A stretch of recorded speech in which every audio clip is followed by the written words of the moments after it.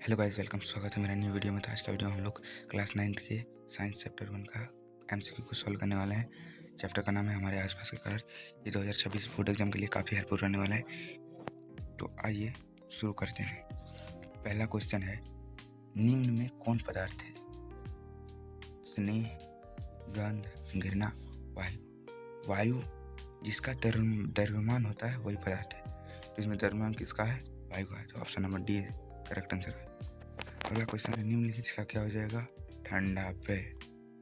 अगला क्वेश्चन है, निम्न में कौन पदार्थ है जिसका द्रव्यमान होगा वही पदार्थ होगा?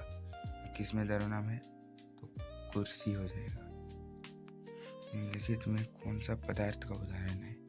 तो पदार्थ का उदाहरण शीतल पेय। निम्न में कौन पदार्थ नहीं है? हवा के पास द्रव्यमान है वो भी पदार्थ है।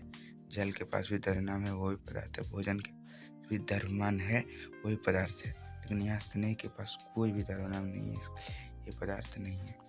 दूध क्या है? दूध एक द्रव पदार्थ है। अगरबत्ती की सुगंध आपको दूर से मिलती है, इससे पदार्थ के किस गुण का पता चलता है? पदार्थ के कण नियंत्रण गतिशील होते हैं, इसी कारण अगरबत्ती का सुगंध हमें दूर से ही मिल जाता है। शरबत बनाते समय चीनी मिलाने पर चीनी में मिल जाता है, वह पदार्थ के कणों के किस गुण को दर्शाता है? पदार्थ के कणों के बीच रिक्त स्थान।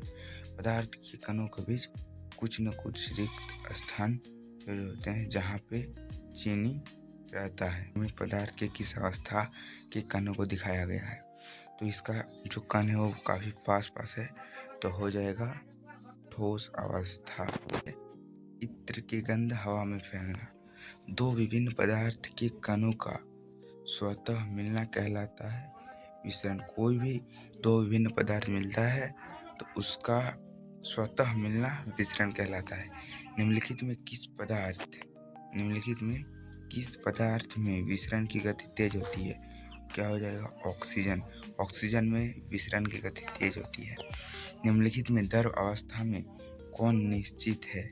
निम्नलिखित में द्रव अवस्था में कौन निश्चित है? द्रव का क्या होता है?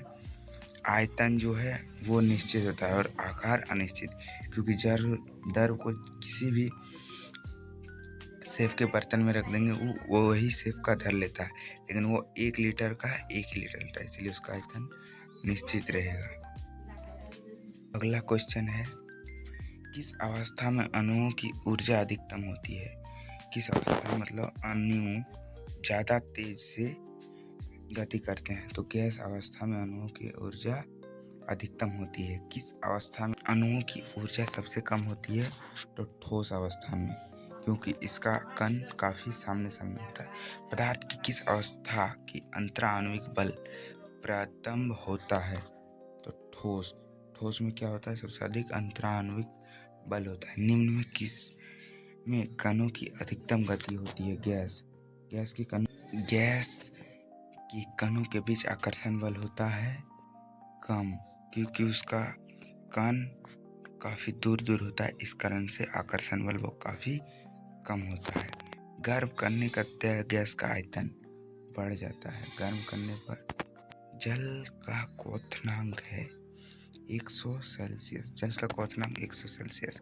शुद्ध जल का क्वथनांक होता है 373 केल्विन। शुद्ध जल का क्वथनांक 373 केल्विन। बल का गलनांक है 0 सेल्सियस।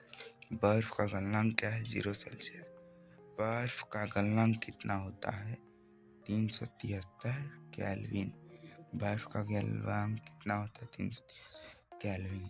बर्फ का एक टुकड़ा जल की सतह पर तैरता है क्योंकि बर्फ जल से हल्का होता है।